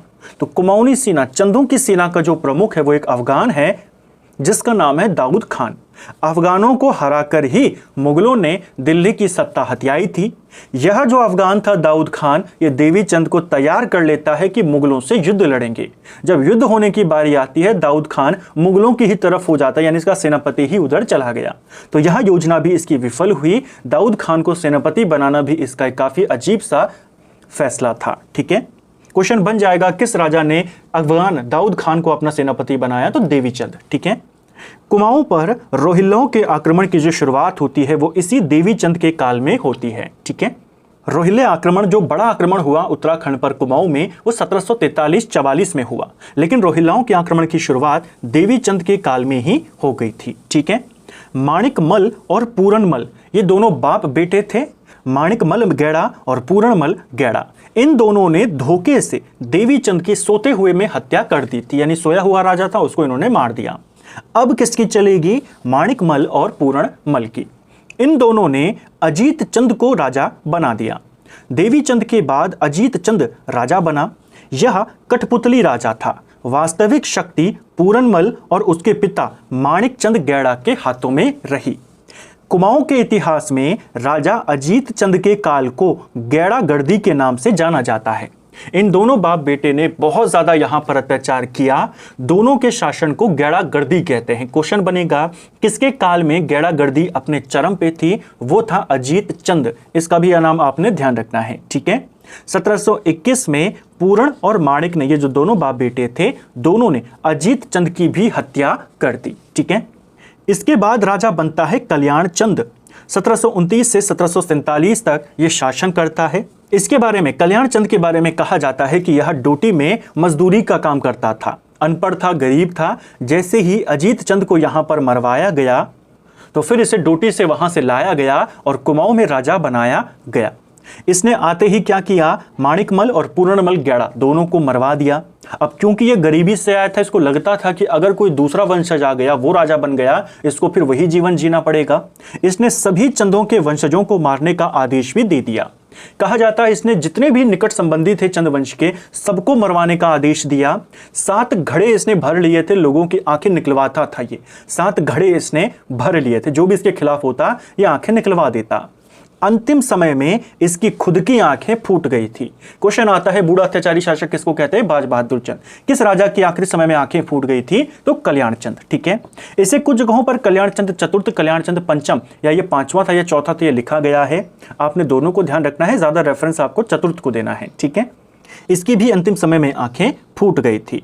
कल्याण चंद ने मुगल बादशाह रंगीला को भेंट देने के लिए जागेश्वर मंदिर से लोन लिया था, ऋण इसने लिया था। इसका जो समकालीन मुगल था वो था मोहम्मद शाह रंगीला, जिसके काल में नादिर शाह का भी आक्रमण हुआ। इसने उसको भेंट देने के लिए, रंगीला को गिफ्ट देने के लिए जागेश्वर मंदिर से उधार लिया। कुमाऊं पर रोहिल्लाओं का आक्रमण, ये क्वेश्चन पेपर में आया था कि कुमाऊं पर रोहिल्लाओं का आक्रमण कब हुआ? 1743-44 के दौरान कल्याण चंद जब राजा था। रोहिला सरदार जो उस समय था अली मोहम्मद खान, इसने ये आक्रमण करवाया। अली मोहम्मद खान ने अपने 3 सेनापति, जिसमें हाफिज रहमत खान, पायदा खान और बख्शी सरदार खान शामिल थे, उन तीनों के नेतृत्व में एक 10,000 की सेना यहां पर भेजी और कुमाऊं पर आक्रमण किया। रोहिल्लों ने रुद्रपुर को जीत लिया, भीमताल, रामगढ़, इन सबको उजाड़ दिया पूरा, और अल्मोड़ा जो चंदों की राजधानी थी उस पर अधिकार कर लिया। 7 महीने तक अल्मोड़ा में रोहिल्लाओं का उत्पात जारी रहा, उनका अधिकार बना रहा। जो कल्याण चंद था ये गढ़वाल में भागा। गढ़वाल में उस समय प्रदीप शाह शासन कर रहे थे। प्रदीप शाह ने कल्याण चंद को शरण दी अपने राज्य में और अपने खजाने से 3 लाख रुपए रोहिल्लाओं को दिए। हालांकि कहा जाता है पहले प्रदीप शाह ने सैन्य मदद करी, यानी गढ़वाल की सेना को भेजा, जिसमें कल्याण चंद की जो बची हुई सेना थी वो भी शामिल थी, लेकिन दोनों की संयुक्त सेना को रोहिल्लाओं ने हरा दिया। बाद में संधि करनी पड़ी। प्रदीप शाह ने अपने खजाने से रोहिल्लाओं को पैसे दिए ताकि वे कुमाऊं से जा सकें। ठीक है, जो रोहिले थे पैसे लेकर भी इन्होंने अल्मोड़ा तो खाली कर दिया, लेकिन पूरी तरह से ये बाहर नहीं गए कुमाऊं से। बाराखेड़ी में अपनी एक सैनिक छावनी इन्होंने बना ली। बाद में 1745 में शिवदेव जोशी के नेतृत्व में बाराखेड़ी से इन्हें खदेड़ दिया गया, यानी कुमाऊं से पूरी तरह बाहर निकाल दिया गया। किसने? शिवदेव जोशी। अब देखिए इस कहानी से क्या सवाल बनता है। पहला, किस शासक के काल में या सर्वप्रथम किस वर्ष गढ़वाल और कुमाऊं की सेना एक साथ होकर लड़ी? तो वो रोहिल्लाओं के विरुद्ध लड़ी 1744 में। ठीक है, किसके दौरान जो गढ़वाल और कुमाऊं थे उनके संबंध जो थे बहुत ही अच्छे रहे? वो भी प्रदीप शाह और कल्याण चंद के दौरान। ठीक है, अभी तक शरण मिलती रहती थी, लेकिन ऐसा नहीं था कि कहीं पर गढ़वाल के राजा ने सैन्य मदद करी हो और फिर उसके बाद पैसे की मदद भी करी हो। तो सबसे अच्छे संबंध जो गढ़वाल और कुमाऊं के रहे वो इन्हीं के काल में रहे। ठीक है, शिवदेव जोशी ने अब रोहिल्लाओं को पूरी तरह से कुमाऊं से बाहर कर दिया था। शिवदेव जोशी से काफी ज्यादा प्रभावित था कल्याण चंद। शिवदेव जोशी को इसने दीपचंद, जो कि थोड़ा सा कम बुद्धि वाला शासक इसको कहा गया है, कल्याण चंद ने अपने बेटे दीपचंद का संरक्षक बनाया था शिवदेव जोशी को। कुमाऊं का बैरम खान कहा जाता है शिवदेव जोशी को, कुमाऊं का शिवाजी भी कहते हैं शिवदेव जोशी को। ठीक है, अब राजा बनेगा दीपचंद और दीपचंद का संरक्षक इसको बनाया गया है शिवदेव जोशी। ठीक है, देखिए शिवदेव जोशी जो था इसने 1747 से लेकर 1777 तक शासन किया। इसका संरक्षक जो था वो शिवदेव जोशी था। इसके काल में कुछ इंपॉर्टेंट घटनाएं घटी। देखिए शिवदेव जोशी जो था इसकी उस समय काफी चल रही थी बतौर प्रधानमंत्री। आप इसको समझ सकते हैं कि राजा का बिल्कुल दाहिना हाथ है, सब कुछ यही है, फैसले यही से होंगे। शिवदेव जोशी ने अपने ही जो इसके भाई थे, चचेरे भाई थे, उनको महत्वपूर्ण पदों पर नियुक्त किया। इसने जयकृष्ण जोशी को अल्मोड़ा का और हरिराम जोशी को काशीपुर का राजकीय प्रतिनिधि बना दिया। जो यह हरिराम जोशी था ये एक महत्वाकांक्षी व्यक्ति था। यह छोटा सा प्रतिनिधि बनकर नहीं रहना चाहता था, यह शिवदेव जोशी की जगह लेना चाहता था। जो शिवदेव जोशी थे, मुख्य तौर पर जो जोशी वर्ग था उस समय, वो मेहरा धड़े से आता था। ठीक है, जो हरिराम जोशी है जिसे शिवदेव जोशी की जगह बनना था यानी प्रधानमंत्री बनना था, इसने क्या किया, काशीपुर का इसे प्रतिनिधि बनाया गया था। वहां का जिम्मेदारी इसने अपने स्थान पर किसी अन्य को सौंप दिया, जो व्यक्ति अपनी इच्छा अनुसार आम जनता को जब उसका मन करे लूट लेता था। यहां पर मैंने किसी अन्य व्यक्ति को लिखा है क्योंकि अलग अलग पुस्तकों में अलग अलग दिया है। कुछ जगहों पर दिया है कि किसी ब्राह्मण को जिसका नाम शिरोमणि दास था उसको सौंप दिया, वो वहां पर लूटपाट करता। कुछ जगहों पर दिया है कि किसी मुस्लिम को सौंप दिया था। तो अलग अलग चीजें हैं, इतना डीप में नहीं जाएगा। बस हरिराम जोशी के खराब संबंध थे। हरिराम जोशी ने क्या क्या किया एक कहानी है और उसके साथ कुछ फैक्ट हैं। देखिए तो हरिराम जोशी ने क्या किया, अपनी जगह पर किसी और को काम करने वहां पर लगा दिया और खुद षड्यंत्रों में लगा रहा। इसके बाद एक महत्वपूर्ण घटना घटती है फर्त्यालों का गदर। यह दीपचंद के काल में हुआ था। चोरगलिया नामक जगह पर शिवदेव जोशी ने अमर सिंह रौतेला जो फर्त्याल धड़े का था, इसके नेतृत्व में फर्त्यालों ने विद्रोह कर दिया। क्योंकि मेहरा धड़े का जो एक व्यक्ति है शिवदेव जोशी, सब कुछ वही चला रहा है, फर्त्यालों की शक्ति बिल्कुल कम कर दी। फर्त्यालों ने इसका विरोध किया, फलस्वरूप विद्रोह हो गया। इनका विद्रोह अमर सिंह रौतेला के नेतृत्व में हुआ। इस विद्रोह को फर्त्यालों का गदर के नाम से जाना जाता है और इस विद्रोह में हरिराम जोशी जो कि मेहरा धड़े का था, इसने फर्त्यालों का साथ दिया था। ठीक है, यह हुआ फर्त्यालों का गदर। किसके काल में हुआ, किसके नेतृत्व में हुआ, वो देखा। इसके बाद एक इंपॉर्टेंट युद्ध होता है टामाडौंड का युद्ध। यह युद्ध 1755 में हुआ था। जो अमर सिंह था जिसके नेतृत्व में फर्त्यालों का गदर हुआ और हरिराम जोशी जो मेहरा होते हुए, मेहरा धड़े का होते हुए फर्त्यालों का साथ दिया, ये दोनों के दोनों भाग कर अब कहां चले गए, गढ़वाल में चले गए। हरिराम जोशी ने वहां भी षड्यंत्र अपने शुरू रखे, प्रदीप शाह को उकसाया और कुमाऊं पर हमला करने के लिए उसको मना लिया। वही प्रदीप शाह जो 10 साल पहले सेना भेजकर पैसा देकर मदद कर रहा था, उकसा दिया इसको कि आप करिए, कुमाऊं के ऊपर आक्रमण करिए। प्रदीप शाह ने 1754 में आक्रमण के लिए वो चला गया सेना के साथ, यानी 54 में आक्रमण के लिए आदेश कर दिया। 1755 में जून में एक युद्ध होता है जिसे टामाडौंड का युद्ध कहते हैं। यह युद्ध शिवदेव जोशी जो कुमाऊं का नेतृत्व कर रहा था और गढ़वाली सेनापति नरपति गुलेरिया जो गढ़वाल का नेतृत्व कर रहा था, इनके बीच हुआ। पेपर में आपसे पूछा गया था टामाडौंड का युद्ध किस किस के बीच हुआ, आप कहेंगे गढ़वाल और कुमाऊं। गढ़वाल की तरफ से नरपति गुलेरिया और कुमाऊं की तरफ से शिवदेव जोशी। ठीक है, कहा जाता है कि इस युद्ध में कुमाऊनी सेना की जहां पर जीत हुई और काफी लूटपाट उन्होंने मचाई। ठीक है, इसके समय देवी जो ये दीपचंद था, इसी के समय में पानीपत का तीसरा युद्ध हुआ 1761 में। इस युद्ध में हरिराम और बीरबल नेगी के नेतृत्व में सेना यहां से भेजी गई थी। हरिराम बाद में वापस में कुमाऊं आ गया, उसी के नेतृत्व में और उसके साथ बीरबल नेगी के नेतृत्व में लगभग 4000 की कुमाऊनी सेना पानीपत के तीसरे युद्ध में भेजी गई थी, जो अफगानों की तरफ से मराठों के विरुद्ध लड़ी थी। ठीक है, तो क्वेश्चन आएगा पानीपत के तीसरे युद्ध के समय कौन राजा था, आप कहेंगे दीपचंद था। ठीक है, यहां से सेना किसके नेतृत्व में भेजी गई, हरिराम और बीरबल नेगी। ठीक है, फ्रांसिस हैमिल्टन जो एक इतिहासकार है, इसने दीपचंद को गूंगा शासक कहा है। तो किस चंद राजा को गूंगा शासक कहा जाता है, आप कहेंगे दीपचंद को। देखिए, दीपचंद की एक रानी थी जिसका नाम था श्रृंगार मंजरी, इसका नाम आपने ध्यान रखना है। 1764 में शिवदेव जोशी की मृत्यु हो जाती है। अभी तक सब कुछ शिवदेव जोशी चला रहा था 1747 से लेकर के, लेकिन 1764 में शिवदेव जोशी की मृत्यु हो जाती है और उसकी मृत्यु के बाद रानी श्रृंगार मंजरी का दखल राज कार्यों में बढ़ जाता है। रानी अब अपने दल के या अपने धड़े के लोगों को प्रमुख पदों पर नियुक्त करने लगी थी। शिवदेव के बाद कुमाऊं में अराजकता का माहौल फैल गया, अशांति वहां पर फैल गई। ठीक है। रानी ने मोहन सिंह गुसाई को सेनापति बना दिया और परमानंद बिष्ट को दीवान बना दिया। मोहन सिंह गुसाई पर रानी काफी ज्यादा भरोसा करती थी और इसी मोहन सिंह गुसाई को जैसे ही मौका मिला, इसने दीपचंद को और उसकी रानी को कैद कर लिया, सिराकोट के किलों में बंद कर दिया और खुद मोहन चंद के नाम से राजा बन गया। सिराकोट के किले में दीपचंद की मृत्यु। देखिए क्वेश्चन आता है, किस चंद राजा की मृत्यु सिराकोट के किले में हुई? आप कहेंगे दीपचंद। चंद काल का कुख्यात कारागार कौन सा है? तो आप कहेंगे सिराकोट का किला। ठीक है। 1777 में मोहन चंद ने दीपचंद को सिरा के दुर्ग में बंदी बना लिया। उनके पुत्रों को सिराकोट के कुख्यात कारागार में डाल दिया। उनके पुत्रों को भी उनको भी सिरा में बंद कर दिया और इसी वर्ष 1777 में ही इनकी मृत्यु हो जाती है। ठीक है। दीपचंद को लेकर एक सवाल हमने पहले भी देखा था कि इसने अपनी मूर्ति जागेश्वर के मंदिर में स्थापित करवाई थी, इसको ध्यान रखना है। ठीक है। अब दीपचंद की मृत्यु हो चुकी है, मोहन सिंह गुसाई अब बनेगा मोहन चंद। 1777 से 79 तक शासन करता है। यह बाज बहादुर का बेटा एक था, हरि सिंह गुसाई उसका बेटा था। ये भी चंद राजकुमारों से ही संबंधित था। बाज बहादुर चंद का जो बेटा हुआ हरि सिंह गुसाई, उसका बेटा था मोहन गुसाई। आमतौर पर उस समय जो राजकुमार होते थे उनको गुसाई कहते थे और जो राजा बन जाते थे उनको चंद कहते थे। मोहन गुसाई था इसका नाम, अब हो गया मोहन चंद। इसने जोशी बंधुओं, जो जोशी भाई थे उस समय, शिवदेव जोशी के जो दो बेटे थे, एक का नाम था हर्षदेव जोशी और एक का नाम था जयकृष्ण जोशी।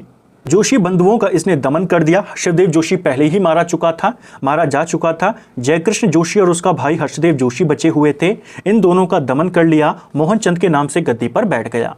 बाद में हर्षदेव जोशी फिर जाता है गढ़वाल के अंदर। गढ़वाल के राजा ललित शाह को आमंत्रित करता है कि आप आइए और कुमाऊं को जीतिए। अब होगा बगवाली पोखर का युद्ध। यह युद्ध 1779 में हुआ। गढ़वाल नरेश ललित शाह ने बगवाली पोखर के युद्ध में हराया मोहन चंद को। ठीक है। कब हराया? 1779 में। देखिए मोहन चंद के अत्याचारों से असंतुष्ट होकर हर्षदेव जोशी ने, जयनंद और अन्य लोगों ने गुप्त रूप से पत्र भेजकर गढ़वाल के राजा ललित को कुमाऊं पर आक्रमण के लिए बुलाया। सिंपल इतना याद करना है, ललित शाह को कुमाऊं किसने बुलाया? हर्षदेव जोशी। ठीक है। ललित शाह ने सेनापति प्रेमपति खंडूरी के नेतृत्व में कुमाऊं पर हमला कर दिया। 1779 में बगवाली पोखर के युद्ध में मोहन चंद पराजित हो गया और रामपुर के नवाब फैजुल्ला के शरण में चला गया। अब मोहन चंद का काल खत्म, अब शुरू हुआ प्रद्युमन चंद का काल। ललित शाह ने कुमाऊं को जीत तो लिया, लेकिन वो गढ़वाल का राजा है, कुमाऊं को यहां पर राजा वो बन नहीं सकता। उसने अपने ही बेटे प्रद्युमन शाह को दीपचंद का दत्तक पुत्र बनाया और गद्दी पर बैठा दिया। किसने? ललित शाह ने। ललित शाह ने किसको किसका दत्तक पुत्र बनाया? अब आप बता सकते हैं। इसने कुमाऊं पर 1779 से लेकर 86 तक शासन किया। गढ़वाल और कुमाऊं दोनों जगह शासन करने वाला और दोनों का आखिरी राजा संयुक्त रूप से वो कौन था? प्रद्युमन चंद या प्रद्युमन शाह। ठीक है। 1785 में कुमाऊनी सेना ने आक्रमण कर दिया। इसे कपरौली का युद्ध कहा जाता है। देखिए ललित शाह के बाद प्रद्युमन शाह यहां का राजा बन गया प्रद्युमन चंद के नाम से। उधर ललित शाह की मृत्यु हो जाती है। ललित शाह के मृत्यु के बाद वहां का राजा, गढ़वाल का राजा जो था वो जयकृत शाह बन गया। अब इधर जयकृत शाह है, इधर प्रद्युमन चंद है जो इसी का भाई है, लेकिन दोनों की आपस में बिल्कुल भी नहीं बनती थी। दोनों एक दूसरे को हमेशा नीचा दिखाने की कोशिश करते। इसी क्रम में कुमाऊनी सेना ने गढ़वाल के ऊपर आक्रमण कर दिया 1785 में, जिसे कपरौली का युद्ध कहते हैं। तो कपरौली का युद्ध कब लड़ा गया? 1785 में। हालांकि कहा जाता है इस युद्ध में जो सिरमौर के शासक थे उन्होंने जयकृत शाह की मदद करी और उनकी मदद से जयकृत शाह यहां पर जीत गया। आक्रमण के बाद जीतकर जयकृत कुल देवता की पूजा करने के लिए देवप्रयाग में गया। जैसे ही यह देवप्रयाग गया, श्रीनगर से बाहर गया, इसी मौके का फायदा उठाकर जोशियों ने हर्षदेव जोशी के नेतृत्व में गढ़वाल के ऊपर हमला किया, जमकर लूट खसोट यहां पर करी। इस घटना को इतिहास में जोशियाना कांड कहते हैं, जो जयकृत के काल में हुआ था। ठीक है, जयकृत इन तरह के षड्यंत्रों से काफी ज्यादा दुखी हुआ और रघुनाथ मंदिर में जाकर इसने आत्महत्या कर ली। प्रद्युमन शाह जयकृत के मरने के बाद गढ़वाल चले आते हैं, कुमाऊं हर्षदेव जोशी के अधीन कर देते हैं। ज्यादा समय तक हर्षदेव जोशी अपना शासक बना के नहीं रख पाता। मोहनचंद दोबारा से आक्रमण करता है, हर्षदेव जोशी पराजित हो जाता है, मोहनचंद वापस कुमाऊं का राजा बन जाता है। सवाल आता है, 2 बार गद्दी पर बैठने वाला एकमात्र चंद राजा कौन है? मोहनचंद है। पहले ये 1777 में गद्दी पर बैठा था 1779 तक, और अब 1786 में 88 तक के लिए। ठीक है, यह इसने हर्षदेव जोशी को हराकर कुमाऊं तो जीत लिया, लेकिन ज्यादा समय तक ये भी गद्दी पर नहीं बैठ पाया। कुछ समय के बाद हर्षदेव जोशी ने दोबारा से सेना को लेकर आक्रमण किया, मोहनचंद को पराजित किया, बंदी बनाया, बाद में हत्या कर दी, और उद्योत चंद का एक रिश्तेदार था जिसका नाम था शिवसिंह, इसको शिवचंद के नाम से गद्दी पर बैठा दिया। ठीक है, अब कुमाऊं का राजा कौन है? शिवचंद है। शिवचंद ने कुछ ही महीने शासन किया, 1788 से 88 में ही कुछ महीनों में इसने शासन किया। इसके काल में वास्तविक शक्ति जो थी वो हर्षदेव जोशी के काल में थी, राजा उसको उसी ने बनाया था। शिवचंद को मिट्टी का महादेव कहा जाता था, इसको ध्यान रखना। किस चंद राजा को मिट्टी का महादेव कहते हैं? आप कहेंगे शिवचंद। इसके काल में वास्तविक शक्ति हर्षदेव जोशी के हाथों में रहती थी। हर्षदेव जोशी को कुमाऊं का चाणक्य कहते हैं, हर्षदेव जोशी को कुमाऊं की राजनीति का अलवारिक कहते हैं, हर्षदेव जोशी को कुमाऊं का किंग मेकर कहते हैं, और राहुल सांकृत्यायन ने हर्षदेव जोशी को कुमाऊं में विभीषण कहा है। ठीक है, काफी इंपॉर्टेंट ये व्यक्ति था। किसका पुत्र है? शिवदेव जोशी, जिसके बारे में हमने देखा था। अब शिवचंद राज कर रहा है, राज क्या कर रहा है? उसके नाम पे हर्षदेव राज कर रहा है। लेकिन कुछ समय के बाद जो मोहनचंद था, उसका एक भाई भी था, लाल सिंह गुसाई। यह रामपुर के नवाब की सेना के साथ वापस आता है, हर्षदेव जोशी को मार भगाता है, वो गढ़वाल चला जाता है और गढ़वाल से फिर डोटी चला जाता है। पहले गढ़वाल जाता है, राजा से मदद मांगता है, प्रद्युमन शाह आने से मना कर देते हैं, फिर वो डोटी के राजा से मदद मांगता है। मोहनचंद के बेटे महेंद्र चंद को फिर गद्दी पर बैठाया जाता है। शिवचंद तो भाग गया यहां से, हर्षदेव जोशी गढ़वाल चला गया। अब गद्दी पर कौन बैठेगा? लाल सिंह ने क्या किया? मोहनचंद के बेटे महेंद्र चंद को कुमाऊं की गद्दी पर बैठाया। महेंद्र चंद चंद वंश का 62वां और आखिरी राजा था। ठीक है, 1788 में अंतिम चंद राजा महेंद्र चंद राजा बना। 1790 तक यह गद्दी पर रहा। इसी के काल में गोरखों से हवाला बाग का युद्ध हुआ।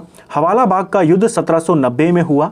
इस युद्ध में एक बहुत ही छोटा सा युद्ध था, मामूली सा युद्ध था। इस युद्ध में महेंद्र चंद पराजित हो गया, कुमाऊं में चंद वंश का अंत हो गया और कुमाऊं के ऊपर गोरखाओं का अधिकार हो गया। जब गोरखाओं ने आक्रमण किया, उस समय नेपाल का शासक रण बहादुर शाह था और उस समय वहां का प्रधानमंत्री भीमसेन थापा था। तो आखिरी चंद राजा महेंद्र चंद था। गोरखाओं का आक्रमण हुआ, गोरखा जीत गए। गोरखाओं को बुलाया किसने था? गोरखाओं को आमंत्रित करा था हर्षदेव जोशी ने। यह सवाल पेपर में बना है कि गोरखाओं को कुमाऊं पर हमले का आमंत्रण किसने दिया? हर्षदेव जोशी। ये था हमारा कुमाऊं का चंदवंश, जिसमें आखिरी राजा है महेंद्र चंद। अगर आपसे पूछा जाएगा आखिरी राजा कुमाऊं का चंदवंश का कौन है, तो आप कहेंगे महेंद्र चंद। ठीक है, यहीं तक आपने रखना है। अब कुछ चंद राजा उसके बाद भी हुए, उतने बड़े राजा नहीं थे, चंद्रवंश की समाप्ति यहीं पर होती है।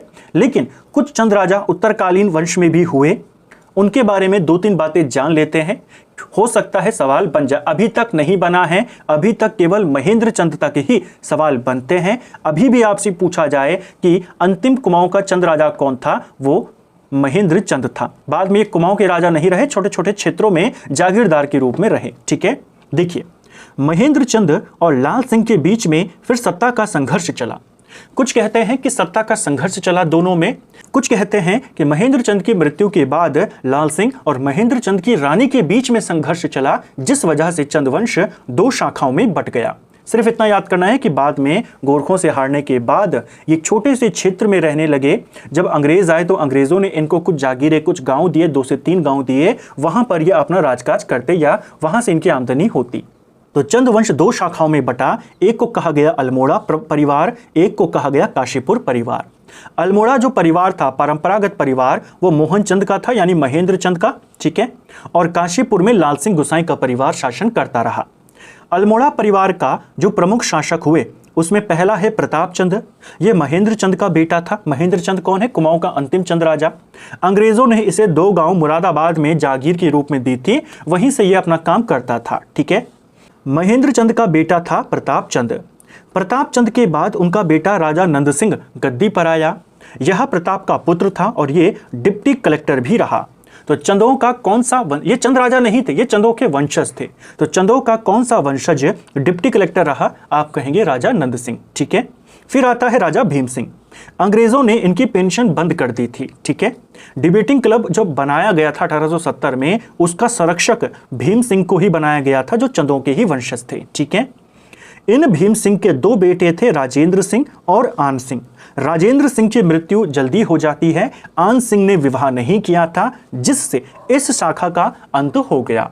सवाल बन जाएगा, कुमाऊं का आखिरी चंद राजा आप कहेंगे महेंद्र चंद। ठीक है, अल्मोड़ा शाखा का अंतिम चंद वंशज कौन था? वो आन सिंह था। ठीक है, इसी तरह काशीपुर परिवार में भी वहां पे कुछ प्रमुख राजा हुए। 2 इंपॉर्टेंट राजा का नाम आपने ध्यान रखना है। पहला राजा था गुमान सिंह। लाल सिंह का ही पुत्र इसको कहा जाता है। इनके दरबारी कवि थे गुमानी पंत। आप पढ़ते हैं कि गुमानी पंत सुदर्शन शाह के दरबार में आने से पहले किसके दरबारी थे? गुमान सिंह के। ये गुमान सिंह कौन है? काशीपुर के नरेश हैं। और काशीपुर के नरेश बतौर कौन है? लाल सिंह के पुत्र थे। ठीक है, इनके बाद राजा बनते हैं शिवराज सिंह। एक सवाल बन सकता है आपसे कि 1857 के युद्ध में चंदों के किस वंशज ने अंग्रेजों का साथ दिया? आप कहेंगे शिवराज सिंह ने दिया था। ठीक है, इन्होंने अल्मोड़ा में शिवराज संस्कृत पाठशाला की स्थापना करी। 1857 के समय अंग्रेजों का साथ दिया, अंग्रेज करना। ठीक है, जो शिवराज सिंह थे ये 1836 में गद्दी पर बैठे। 1840 में काशीपुर में इन्होंने अपने लिए एक महल का निर्माण किया और फिर रुद्रपुर को छोड़कर वहीं पर निवास करने लगे थे। तो क्वेश्चन बन सकता है, काशीपुर में महल का निर्माण किसने किया? आप कहेंगे जो शिवराज सिंह हैं। 1857 की क्रांति में इन्होंने ही अंग्रेजों का साथ दिया था। ठीक है, जो भीम सिंह थे उन्होंने प्रत्यक्ष रूप से अंग्रेजों का साथ नहीं दिया, विरोध भी नहीं किया, लेकिन कई सारे सामाजिक संगठनों से वो जुड़े रहे। बाद में जब डिबेटिंग क्लब बना तो उसके संरक्षक भी बने। इसी वजह से अंग्रेजों ने, क्योंकि उन्होंने खुल के साथ नहीं दिया, उनकी पेंशन को बंद किया था। ठीक है, ये थे चंदों के वंशज।